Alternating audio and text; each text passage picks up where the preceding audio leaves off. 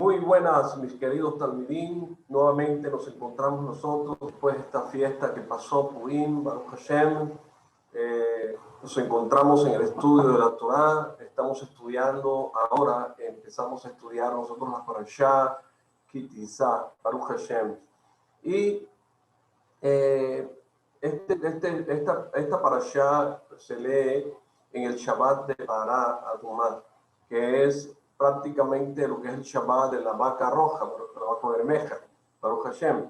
Entonces, vamos a hablar un poco sobre esto antes de entrar a materia con la Parashá Ki Tisa. Y el Shabbat de Pará es uno de los Shabbatot especiales a lo largo del año.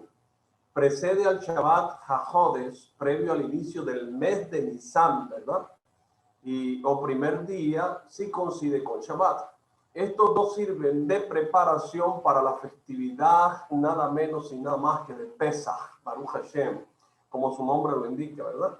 Se recuerda el precepto de la vaca roja, la Pará Adumá, ¿verdad? Y de Mastir, en la sinagoga, se agrega Bamidbar, ¿verdad? El capítulo 19, versículo 1 al 22, y la Haftará es Yehezkel, 36, 16 al 36. ¿Por qué de preparación para Pesach? Una pregunta, ¿verdad? Esta porción, mis queridos Talmidim, fue instituida para que el pueblo se purificara antes de ascender a Jerusalén en el festival, ¿verdad? Y debían de estar en condiciones adecuadas. Dentro de los preceptos relacionados de Pesach está aquel de no poder participar de ella en caso de contaminarse con un muerto. Eso está en Bamidbar 9:10. O sea, y son las cenizas de la Pará Adumá, de la vaca roja, que mezcladas con agua servían en el proceso de purificación para estos casos. Entonces, Bamidbar, en el capítulo 19, versículo 1 y 2, Hashem dice, Hashem habló a Moshe y a Aarón diciendo, esta es la ordenanza de la ley que Hashem ha prescrito, diciendo, di a los hijos de Israel que te traigan una Pará Adumá, una vaca roja perfecta en la cual no haya falta, sobre la cual no se haya puesto un yugo. Entonces, primero, ¿verdad? El pueblo, ¿qué debe hacer? Debe llevar la vaca. Si bien los Kohanim eran los encargados de la Avodah Hashem, del servicio divino, para este precepto se requería la participación del pueblo. Esta porción es considerada un hok, ¿verdad? Un estatuto, ¿verdad? Algo que nosotros no vamos a entender, pero debemos hacerlo. Y se enseña que los hukim, ¿verdad?, pueden carecer de explicación lógica para el hombre. Y su ejecución es una muestra de amor hacia la Torá y fe en nuestro Creador, en Hashem. Como segundo, esta fue presentada ante Moshe. En aquel tiempo la vaca se presentó primero ante Moshe Rabenu, porque respecto a la vaca roja, el hombre más sabio de todo el Tanaj escribió, todas estas cosas he probado con la sabiduría y dije, me he de hacer sabio, pero ella estaba lejos de mí. Eso está en Coelef, capítulo 7, versículo 23, perdón. Eso en el Coelef viene siendo Eclesiastés en español, o como quieran traducirlo, ¿verdad? Y en el Midrash Tanjumá, Juká 8, se comenta y dice, las palabras, una vaca para ti significa que yo, Hashem, te revelaré el significado de esta legislación. Para todos los demás permanecerá como una juká, un estatuto más allá de su comprensión. Y el Orah Haim explica, ¿verdad? Te lo llevarán a ti, Moshe, porque tú eres el único que sabe qué hacer con eso, porque tú eres el único que conoce el secreto. Estos dos puntos se pueden ver como el cuerpo y el alma del estatuto, ¿verdad? De manera colectiva es el pueblo quien debe llevar lo físico, el cuerpo, ¿verdad? Para que los Kohanim trabajen. pero alguien debe poner una verdadera intención al realizarlo, o sea, el alma, ¿verdad? Y esa persona fue Moshe Rabén. Entonces, continuando con lo anterior, hay que aplicar una forma de estudiar la Torah llamado Al-Tikra. O sea, no leas en Bamidbar 19:2 que traigan para ti una vaca roja, ¿verdad? Entonces, se ve Baikhu eleja para Adumá. No leas eleja para ti una vaca, sino elai capará. O sea, para mí una cobertura o una expiación. Se debe leer elai capará. Entonces, ¿por qué leerlo de esta forma? ¿De qué necesito ser cubierto o expiado? La siguiente palabra, adumá, roja, ayuda con la respuesta. El Tanaj da un símbolo entre el color rojo y la transgresión. Y Isaías, capítulo 1, versículo 18, o Isaías 1, 18, dice, vengan pues, dice Hashem, y razonemos juntos, aun cuando sus transgresiones sean como la grana, como la nieve serán emblanquecidos. Aun cuando sean rojos como el carmesí, vendrán a ser como blanca lana. En la Haftará se lee, yo rociaré agua pura sobre ti para que seas limpiado de toda tu contaminación y de toda tu inmundicia, yo te limpiaré. Eso está en Ezequiel 36:25. Este y otros versos sirven de paralelismo para ver a la transgresión como impureza y la expiación como pureza. El agua con cenizas de la vaca roja sirve para purificar y no quedar separado de Hashem. Esa vaca, eso que traerán para mí, cubrirá mis transgresiones. ¿Y qué es lo que puede cubrirme? Sojukaja Torah. Este es el estatuto de la Torah. Mishle, capítulo 16, versículo 6, o Proverbios 16, 6, dice, con bondad y verdad se cubre la iniquidad y con el temor de Hashem el hombre se aparta del mal. Entonces, de manera general se puede decir que toda la Torah es un jo, ¿verdad? Mucho de lo escrito en ella trasciende al intelecto humano. Como ya se mencionó, su cumplimiento es una muestra de amor al Creador y puede servir de expiación, cobertura. La paráduma envuelve un sinfín de misterios. Hoy, con el hecho de mover una letra, se abrió un panorama, tal vez no de manera elevada o profunda para entender este precepto. Que ese paralelismo con la Torá, mis queridos amigos, les ayuden a tener una verdadera preparación y purificación para el festival de Pesaj, y que tus buenas obras, amigos míos, que sus buenas obras sean vistas y consideradas desde lo alto. Baruch Hashem, Hasá, Benit Hased, Baruch Hashem, que el Creador les dé mucha fuerza para poder entrar a Pesaj de manera digna, Baruch Hashem. Ok, entonces nosotros vamos a leer siempre una historia, ¿verdad? Pero esta vez no del Talmud, sino de un hombre, que era noruego. No sé muy bien cuál era su procedencia, ¿verdad? Pero este hombre explicó la existencia de Hashem de una manera tan linda que yo quisiera compartirla con ustedes. Dice, es como un poema. En el vientre de una madre había 2 bebés. Uno le preguntó al otro, ¿crees en la vida después del parto? El otro respondió, por supuesto, tiene que haber algo después del parto. Tal vez estemos aquí para prepararnos para lo que vendrá más tarde. Tonterías, dijo el primero. ¿Qué clase de vida sería esta? El segundo dijo, no lo sé, pero habrá más luz que aquí. Tal vez podamos caminar con nuestras propias piernas y comer con nuestras bocas. Tal vez tendremos otros sentidos que no podemos entender ahora. Y el primero dijo, esto es absurdo. El cordón umbilical nos proporciona nutrición y todo lo que necesitamos. El cordón umbilical es muy corto. La vida después del parto está fuera de discusión. El segundo insistió, bueno, supongo que hay algo y tal vez sea diferente de lo que es aquí. Tal vez ya no necesitamos este tubo físico. El primero cuestionó, tonterías. Y además, si realmente hay vida después del parto, entonces ¿por qué nadie ha vuelto de allí? Bueno, no sé, dijo el segundo, pero seguramente encontraremos a mamá y ella nos cuidará. El primero respondió, mamá, ¿realmente crees en mamá? Esto es ridículo.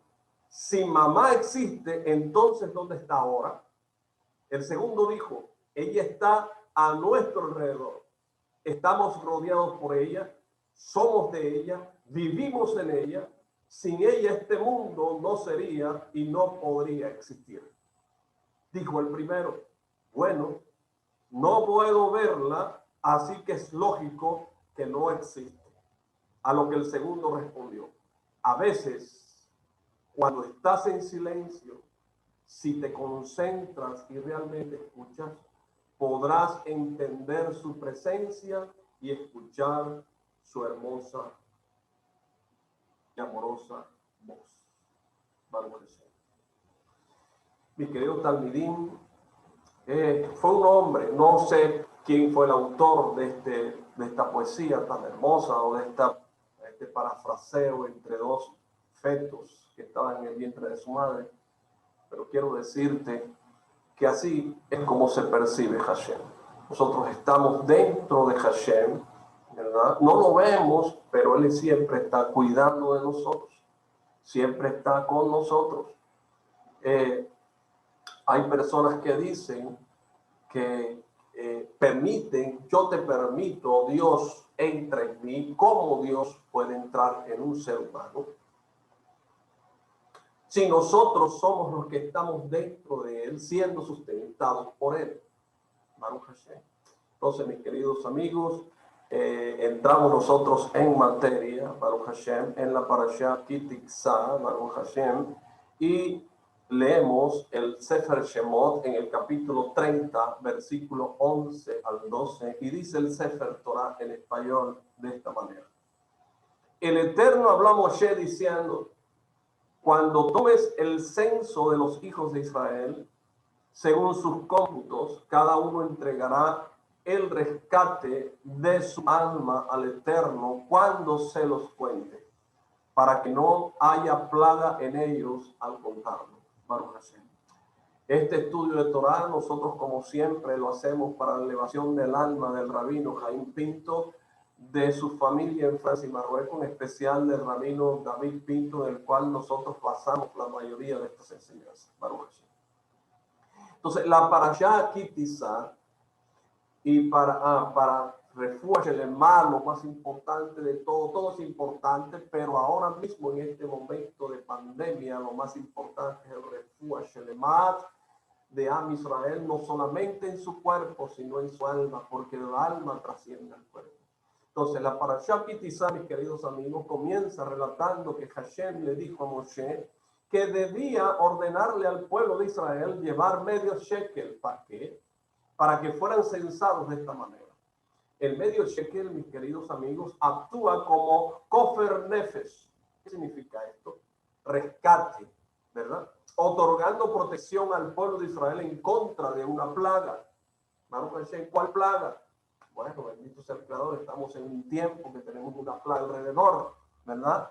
A continuación vemos que Hashem le ordenó al pueblo la misvá de Shabbat, como está escrito en Shemot 31:14, que dice, Shomer Shabbat, guardarás el Shabbat, pues santo es para ustedes, porque para que todo el que, pues santo es para ustedes, dice, todo el que lo profane ciertamente morirá. Y después se encuentra el relato del pecado del Beta Egel, del becerro de oro, cuando Moshe se demoró en regresar de Har Sinaí, del monte Sinaí, en el momento que el pueblo calculó que debía regresar. Entonces enseguida construyeron un becerro de oro y lo coronaron como su Dios y como su líder. Es necesario entender, mis queridos talmidim, qué relación existe entre la misbah del medio shekel y el pecado del beta egel del becerro de oro. Y también cuál es la relación que existe entre la misbah de Shabbat y el resto de los temas que aparecen en esta parashá. Entonces, con la ayuda de Hashem, con la ayuda del cielo, nosotros podemos explicar y podemos decir que Hashem unió el tema del medio shekel y del pecado del beta egel del becerro de oro para enseñarle al pueblo de Israel que cada moneda, incluso la más pequeña y la de más mínimo valor, debe ser santificada para cosas sagradas y puras, para las necesidades de las misbot. Pero cuando la persona derrocha su dinero en cosas vanas y materiales, incluso cuando se trate de sumas casi insignificativas como medio shekel, cada centavo, Baruch Hashem, se va juntando con otro, y a través de una inversión constante en asuntos vanos, la persona llega a destruir su alma y a enfriar su temor a Hashem, hasta poder llegar, que Hashem no lo permita, a negar la existencia de Hashem, tal como le ocurrió a Am Israel al pecar con el becerro de oro. Entonces, a veces la persona piensa que una pequeña moneda no produce ningún beneficio ni puede ayudar a otra persona. Pero en realidad ocurre exactamente lo contrario. Cuando la persona de cada vez ese poquito que tiene, cuando la persona da cada vez de ese poco que tiene, se va educando a sí misma en buenas cualidades y despierta a su alrededor temor al cielo. Como dijeron los sabios en Amós 3:15, todo va detrás de la mayoría de los actos. Y explica el Rambam que para la persona es mejor abrir su mano 100 veces y dar cada vez una pequeña cantidad de dinero que entregar una suma grande de una sola vez. Porque el hecho de dar continuamente, incluso cuando se trata de sumas pequeñas, educa a la persona a darle al otro y purifica sus cualidades. Lamentablemente, mis queridos amigos, hay personas que están dispuestas a invertir muchos millones en cosas superfluas e innecesarias, preocupadas por incrementar la materialidad que los rodea. Pero cuando se trata de darse acá y hacer gesed con su dinero, enseguida comienzan a contar cada centavo sin lograr abrir su bolsillo y entregar generosamente a quienes verdaderamente lo necesitan. La persona debe entender en su corazón que el incremento de los bienes materiales y las inversiones en asuntos vanos pueden hacerla descender hasta los niveles más bajos, llegando incluso a la idolatría. Pero en cambio, la persona que da su dinero para hacer acá, incluso si entrega pequeñas sumas, de todas maneras se está educando a sí misma y se está elevando por el hecho de dar. Esta es entonces la relación entre el medio shekel y el pecado del becerro de oro. La necesidad de enseñarle a la persona las consecuencias dolorosas que sufren quienes derrochan su riqueza en cosas vanas, aunque se trate de sumas pequeñas. El tema del Shabbat, que es otro tema, aparece entre el medio shekel y el relato del beta egel para enseñarnos a nosotros que la persona que cuida su dinero y lo invierte solamente en cosas sagradas está dando testimonio sobre su propio temor a Hashem, y ese temor al cielo lo ayudará a ser más cuidadoso en el cumplimiento del Shabbat y de sus alajot, o sea, de sus leyes. Por otra parte, la persona que invierte su dinero en cosas materiales y vanas va perdiendo lentamente los restos de temor divino que le quedaban, y no está lejos el día en el cual puede llegar a profanar el Shabbat públicamente. El hecho de cuidar el Shabbat es un símbolo de fe, ¿verdad? De una fe, no de una fe vana, sino una fe que se va construyendo paso tras paso desde las cosas más pequeñas. Entonces, cuando la persona elige en qué invertir su dinero da testimonio del nivel de su temor a Hashem, que es lo que lleva a que cuide el Shabbat, o que Hashem no lo permita a que lo profane. Entonces está escrito en Mishlei, capítulo 6, versículo 23, la misvá es una vela y la Torá es su luz. Entonces, podemos explicar este versículo diciendo que si la persona desea que sus mitzvot iluminen ampliamente, debe cumplir con la condición, la Torá es su luz. Es decir, que primero ella debe iluminar sus ojos con Torah y esforzarse en su estudio, y solamente en esa circunstancia tiene asegurada que sus mitzvot sean puras y luminosas, no como las personas que cumplen mitzvot de manera rutinaria y forzada sin sentir el sabor de las mitzvot. Entonces, una vela sin fuego para encenderla pierde todo su valor, porque no tiene ningún beneficio. De la misma manera, una mitzvah que se cumple sin el fuego de la Torah es de hecho una mitzvah vacía, sin ningún sentimiento ni emoción, y por lo tanto pierde su valor. ¿Qué nos enseña? Esto nos enseña también que a veces el sentimiento y la emoción y el servicio divino se adquieren precisamente en las cosas pequeñas, es decir, en las cosas, en las equivalentes al medio shekel, donde se juntaba moneda con moneda hasta llegar a tener la fuerza impresionante de poder comprar una ofrenda de Davá, o sea, ofrenda voluntaria, y también el servicio a Hashem de la persona se adquiere a través de cosas pequeñas que a veces se dejan de lado, pero que son las que en última instancia elevan a la persona. Está escrito respecto a la mitzvah del medio shekel: el rico no aumentará ni el pobre disminuirá, como dice el Sefer Shemot en el capítulo 30, versículo 15. Y esto es para enseñarle a la persona que para donar para la colectividad y ayudar al pobre no es necesario ser muy adinerado, sino que es suficiente con poco dinero, porque es la voluntad lo que mueve y hace actuar a la persona, y no la cantidad de dinero que saca de su bolsillo, ya que no hay nada que pueda oponerse a la voluntad. Entonces podemos testificar sobre nosotros que dice, hay una historia, vamos a contar una historia mejor para explicar un poco esto de la historia del rabino David Pinto, y dice que en un comienzo a él le resultaba muy difícil entregar grandes cantidades de dinero para hacer acá, y cada vez daba una pequeña donación.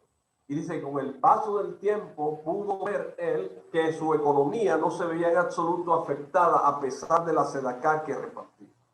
Entonces él decidió incrementar los montos de ayuda que entregaba, e incluso después de haber incrementado los montos, dice que siguió corroborando que había bendición en sus ingresos y no parecía que le faltara algo. Mire, Talmidim, esta es una realidad, ¿verdad?, que refuerza las palabras de los sabios respecto a que el hecho de darse acá no solo no afecta económicamente a la persona, sino que incluso le otorga más bendición. Como dijeron los sabios, separa el diezmo para enriquecer. Eso está en Tahanit 9. Mi querido Talmidín, agradezco mucho el haber estado conectado conmigo hoy. Los espero para la próxima clase, la segunda parte de la Parashá Ki Tisa. Muy amable por estar conectado. Hasta pronto.